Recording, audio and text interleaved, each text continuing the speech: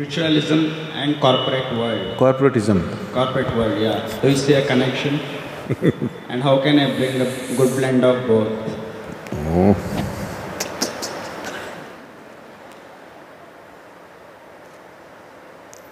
Now, when you say the corporate world, you are either saying all these people are aliens or you are an alien.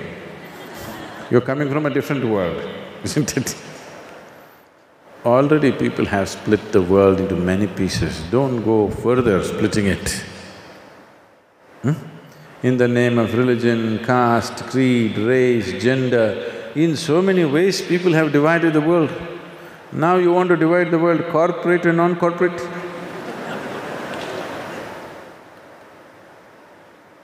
There is no corporate world.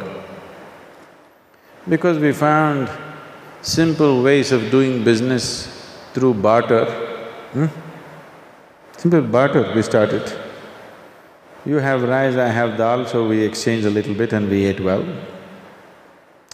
As the number of things that we created became more and more complex, barter system became not possible, we created currencies. After we created currencies, we started trading in so many ways. Unorganized way, people do business just out of their pocket. You must come to Tamil Nadu and see. Small towns, traders, gold merchants and others, who were dealing in crores of rupees. Coimbatore city is the second largest gold market in the country, next only to Mumbai. No computer, okay? No computer inside, no any kind of thing. All you'll have is this big chits, just like 1.5 inches by 2.5, 3 inches chits. Minutely written stuff. In his pocket with a rubber band, it is here. This carries 500 to 600 crores worth of account. If he loses this, it's gone. But that's how he keeps it. And manjal bag, yellow-colored bag, have you seen Tamil Nadu? You don't know what he's carrying in that, he may be carrying 10 kgs of gold in it That's why it's yellow. Manjal bag, what do you call it? Pasupu. Pasupu bag and this bundle of papers with a rubber band, everything happens, okay? So, people were doing business like this and it became more and more. Then if this bundle of paper goes away, the whole business evaporates. Deep trouble. So we sort of organized it a little more and you called yourself a new name, corporate. All you did was this complex writing on the paper to computer, accounts, balance sheets, this is all you did. How did you become a separate world? Don't become a separate world. Everybody is becoming a separate world by themselves. This is because of serious paucity of inner experience. Everybody needs some kind of identity, they're desperate. But the moment you get identified with something, you lose your brains if you don't know this.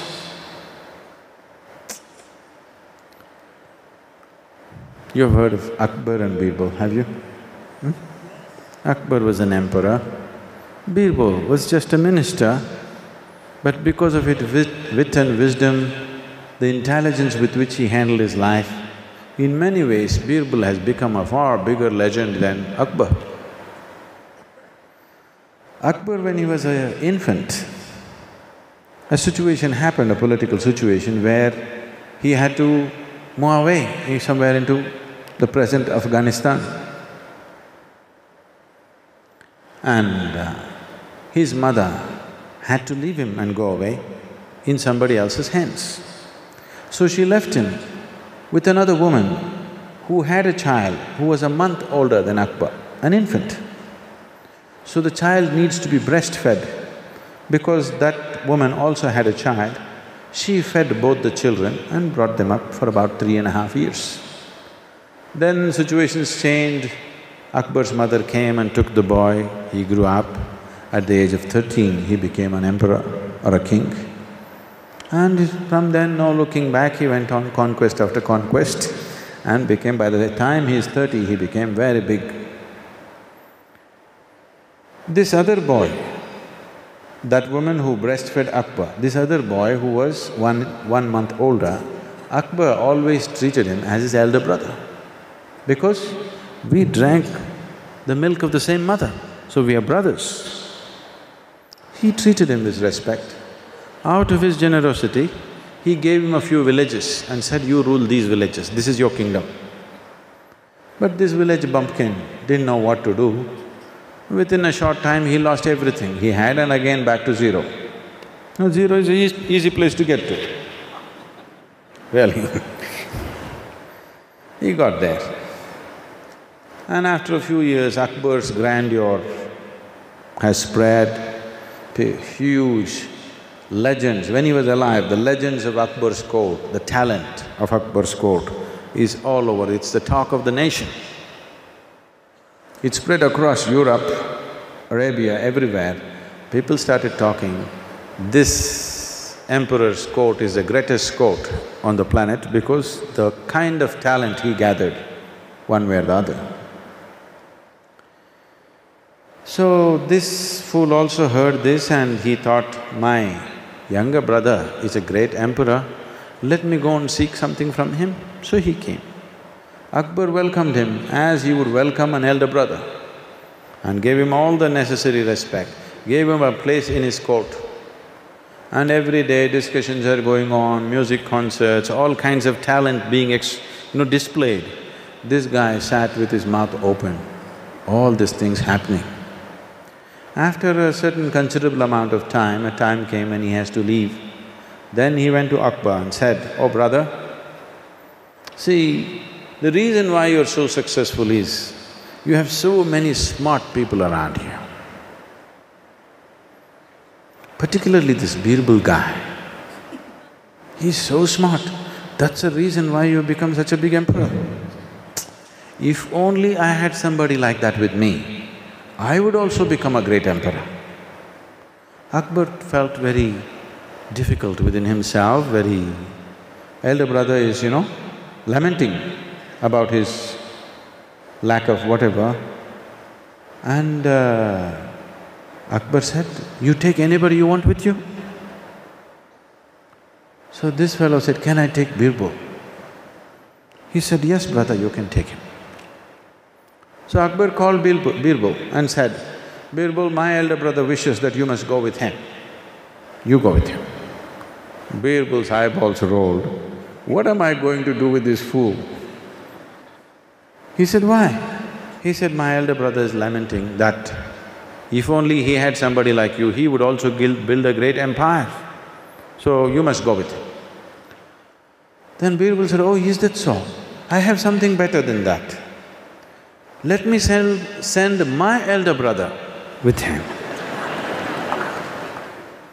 Akbar also liked the idea because he doesn't want to lose Birbal.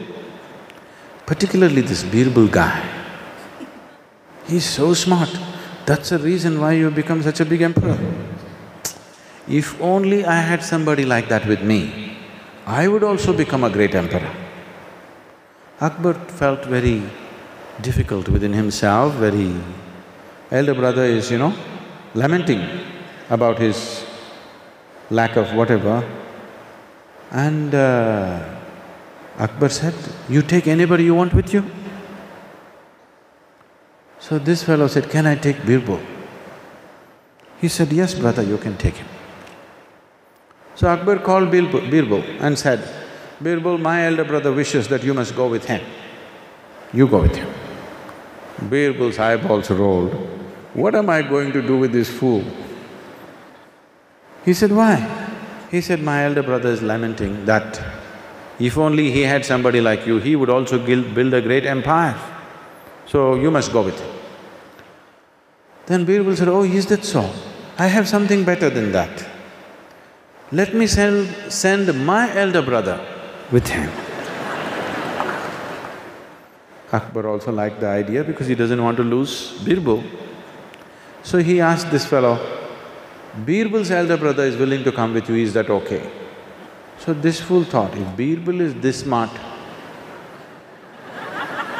His elder brother must be really super smart. So he said, fine. Next day is a send-off party for this guy, he is leaving.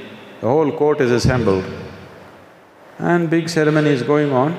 Then Birbal walked into the court with a bull on the rope. He walked in. Akbar looked at this and said, Birbal, what is this? He said, well, I have come with my elder brother. He said, what? You're saying this bull is your elder brother? What is this nonsense?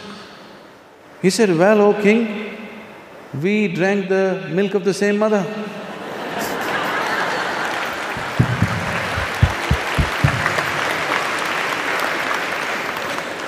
Once you get identified with something, your brains will evaporate. So you think I'm corporate, then things don't work for you. Just be human. You look at life better. Otherwise you'll create your own world around yourself and miss the whole world. So, how do I marry spiritualism and corporate life? Not world. So now one more problem is there in your question. Spiritualism. Oh, spiritualism, if you take, once again you get into the same slot, getting identified with some nonsense. A philosophy or an ideology or a guru or a teaching or a scripture, you get identified and once again your brains will evaporate. Do you want a working brain or no? You want to preserve it for the future? You don't want to? If you don't use it at all, sometime 2 million years later, some archaeologist may find it in a fossilized form, a fully, absolutely brand new, unused brain.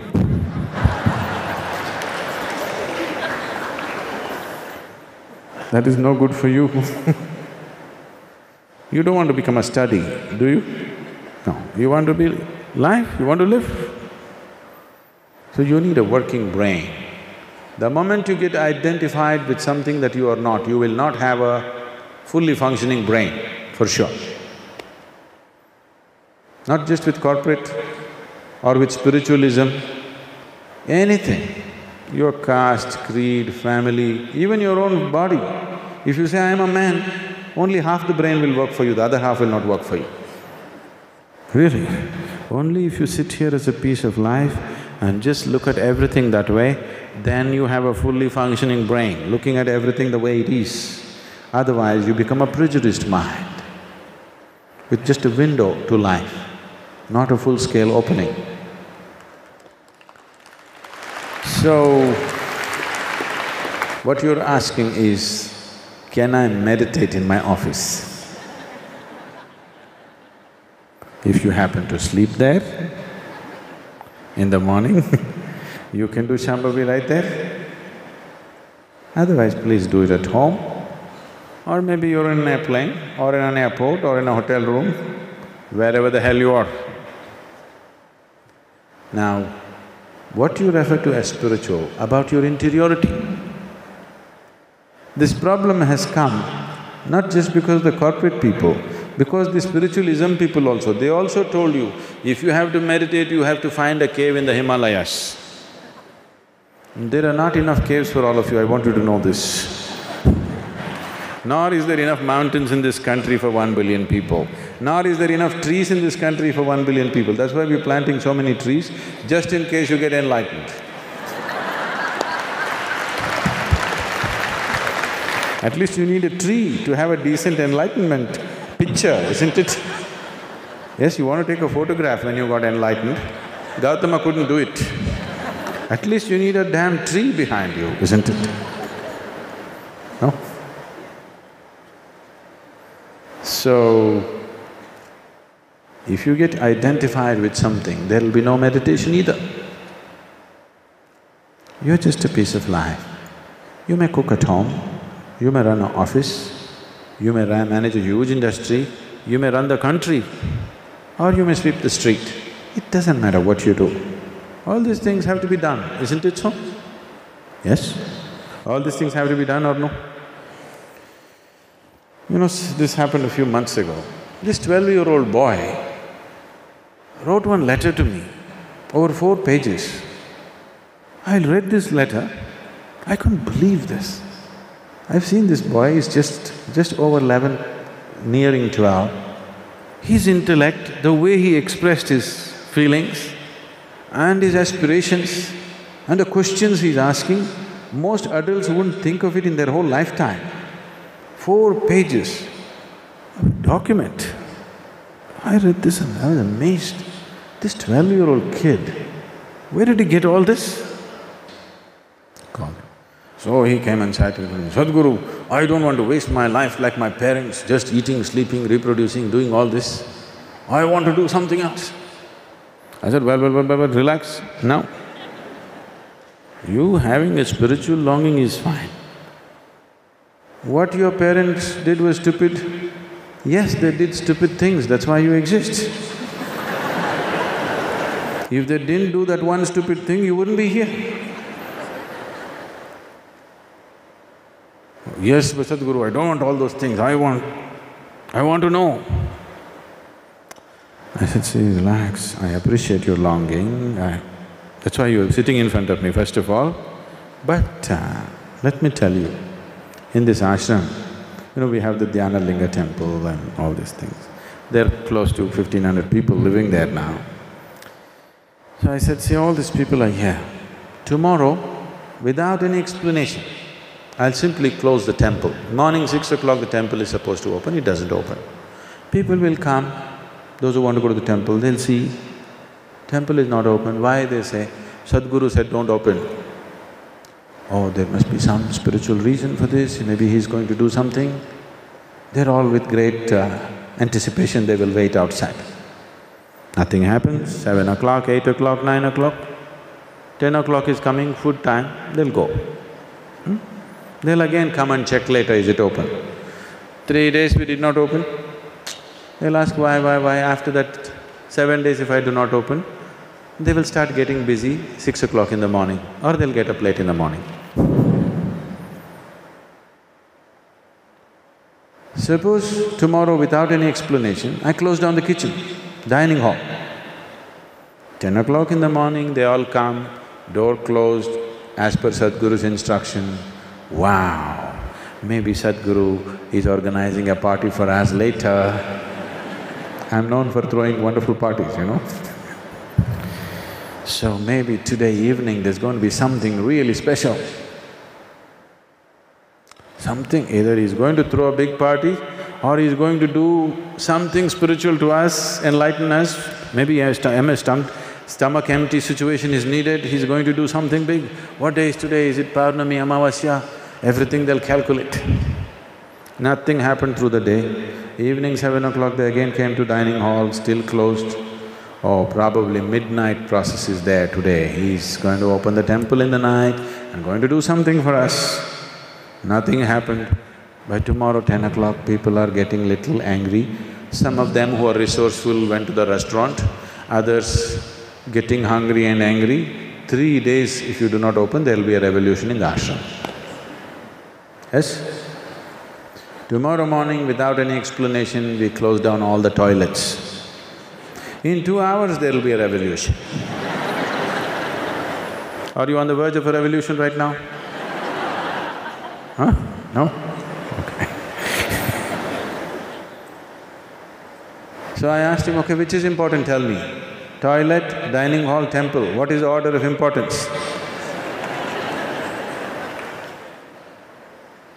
I'm not trying to bring down the sanctity of something. It is just that you must have the clarity of perception to see life the way it is, not make some other nonsense out of it. If you become spiritualism, you will become a fool, because the very nature of your intelligence is such, today if you do something stupid, tonight your intelligence will bother you. Why did I do this? To simply see everything just the way it is.